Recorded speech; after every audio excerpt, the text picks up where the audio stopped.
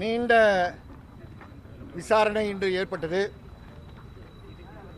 மாண்புமிகு நீதிமன்றம் 2ஆம் தேதியிலிருந்து 5ஆம் தேதி வரை உயர்நீதிமன்றம் நியமனம் செய்த மாவட்ட நீதிபதி அளித்த அறிக்கையை பல நிமிடங்கள் படித்துக் கொண்டிருந்தார்கள். அதில் மறந்துவிட வேண்டாம், சாட்சி அளித்தவர்கள் எல்லாம்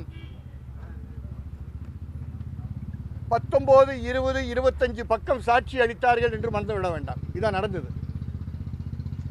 அதை படித்தவுடன் அரசு தரப்பு மூத்த வழக்கறிஞர் ஏஐஜி மதிப்பிற்கும் மரியாதைக்குரிய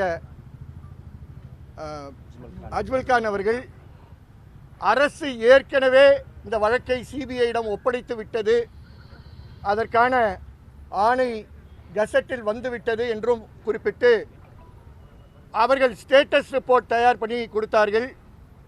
அவர்கள் சில தஸ்தாவேஜுகள் கொடுத்தார்கள். ஆனால் எப்பொழுதும் அரசு நடக்கக்கூடிய அதே வழிமுறையை பயன்படுத்தி மனுதாருக்கு தெரியாமல் கொடுக்க வேண்டும் என்ற முயற்சியில் எங்களுக்கு நகலே கொடுக்கவில்லை என்பதை கூற விரும்புகிறேன். அஜ்மல்கான் அவர்கள் ஆச்சரியப்பட்டு வழக்கறிஞரிடம் கேட்டார்கள் கொடுக்கவில்லையா என்று.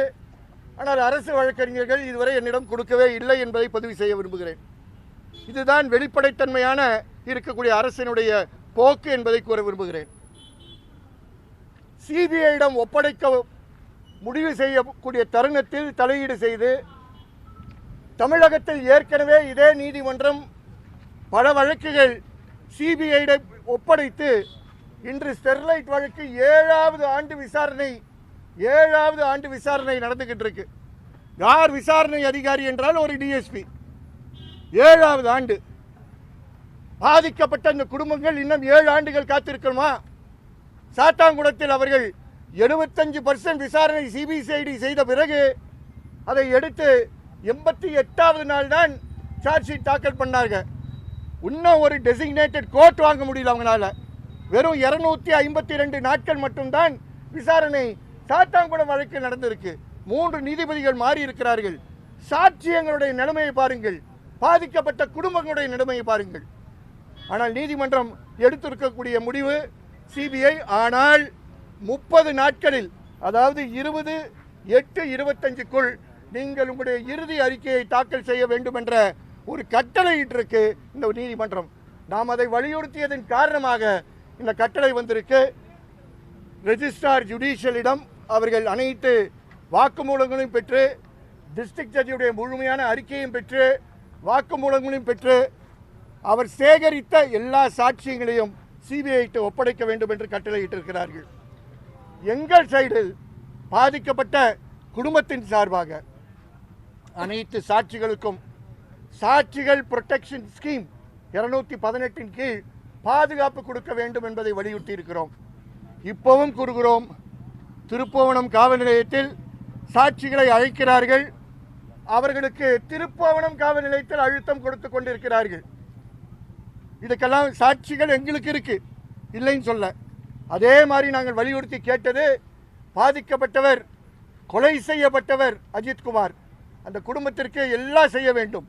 ஆனால் அதே அளவு அதே நேரம் சித்திரவதையால், கொடூர சித்திரவதையால் அந்த வாகனத்தில், ஸ்பெஷல் டீம் வாகனத்தில் இருந்து முழு இரவு வாகனத்திலே இருந்தவர், முழு நாளும் இருந்தவர் அருண் என்று மறந்து விடாதீர்கள். இப்பொழுது அரசு மருத்துவமனையில் இருக்கிறார். நேற்று என் முன் வந்து மாலை ஒரு 7 மணிக்கு வழக்கறிஞருடன் வந்தார். எனக்கு அவர் குரல் கேட்பதற்கே எனக்கு கண்ணீர் சிந்தியது.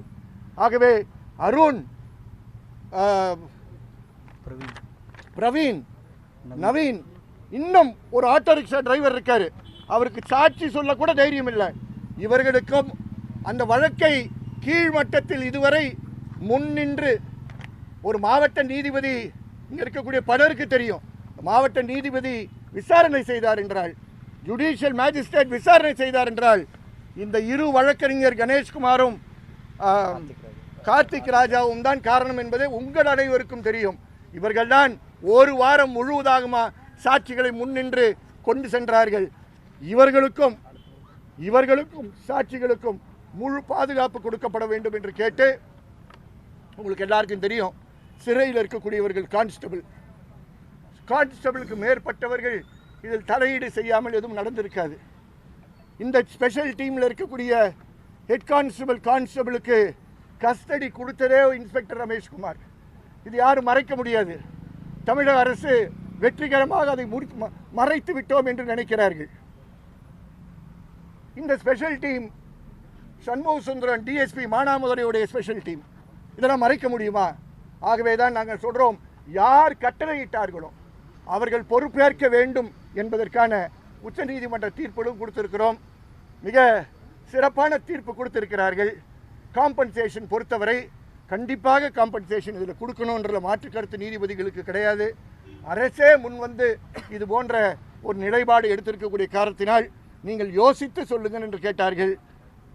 மதிப்பிற்குரிய வழக்கறிஞர், மூத்த வழக்கறிஞர் அஜ்மல் கான் அவர்கள் ஏஐஜி என்ற முறையில் மத்தியானம் 2:15 நான் கூறுகிறேன் என்று கூறியிருக்கிறார்கள்.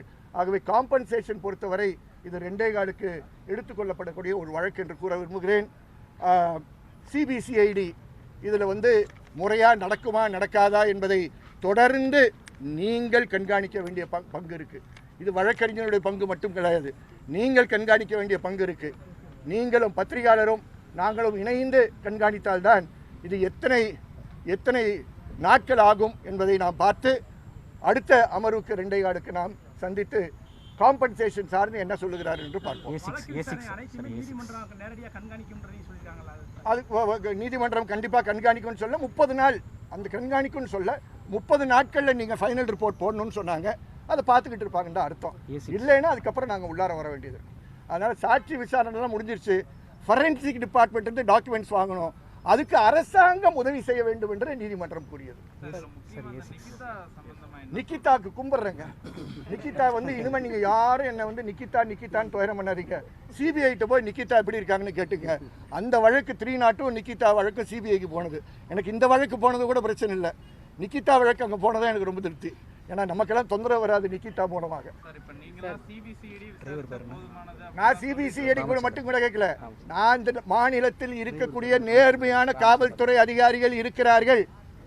பல நேர்மையான உயர்மட்ட அதிகாரிகள், கீழ்மட்ட அதிகாரிகள் இருக்காங்க. அவர்களை ஏன் தமிழக அரசு நம்ப தயாரில்லை என்று தான் நான் எடுத்து கூறினேன். வேறு யாரும் கூறல, நாங்கள் தான் கூறினோம். நீதிமன்றம் அவர்கள் சொல்வதை கேட்க வேண்டிய ஒரு நிலையில் இருக்கு. ஏன்னா ஆணை போட்டு விட்டார்கள். நடக்கட்டும், நடக்கிறது கேட்டோம். அவங்க அதை சிபிஐக்கு விட்டுருவோம். நாங்கள் சிபிஐயோட லட்சணத்தை பாருங்க. 1ஆம் தேதி ஆர்டர் பாஸ் ஆயிடுச்சு. இன்னைக்கு தேதி என்ன? இன்னைக்கு தேதி 8. இது வரைக்கும் இன்னும் யார் இன்வெஸ்டிகேட்டிங் ஆஃபீஸர்னு கூட அவங்க போடல. இதுதான் அவங்களுடைய ஸ்பீடு. அவங்க ரொம்ப திறமையான துறைன்றதில் எங்களுக்கு மாற்று கருத்து கிடையாது. இந்த வழக்குக்கு ஓவர் திறமை, இதுதான் சொல்கிறேன் நான். இந்த வழக்குக்கு ஓவர் திறமை. இந்த வழக்குக்கு ஒரு நல்ல இன்ஸ்பெக்டர், ஒரு நல்ல டிஎஸ்பிட்ட கொடுத்தீங்கன்னா மிக சிறப்பாக 20 நாளில் தூக்கி போட்டுருவார். எல்லா சாட்சியும் விசாரிக்கப்பட்டு 161 ஸ்டேட்மெண்ட்லாம் எடுத்துட்டாங்க. நீதிமன்றம் கொடுத்திருக்கக்கூடிய ஆணையை கடைபிடிக்க வேண்டிய கடமை நமக்கு இருக்குது. அதை கடைபிடிப்போம், கண்காணிப்போம். வெற்றிகரமாக இது முடிக்கக்கூடிய அழுத்தம் நாம் கொடுப்போம். நன்றி. ட்ரெண்டை ஃப்ரெண்ட் ஆக்கிக்கோங்க. தந்தி டிவியின் சப்ஸ்கிரைபர்ஸ் அண்ட் ஃபாலோவர்ஸ் குடும்பத்தில் நீங்களும் இணையுங்க.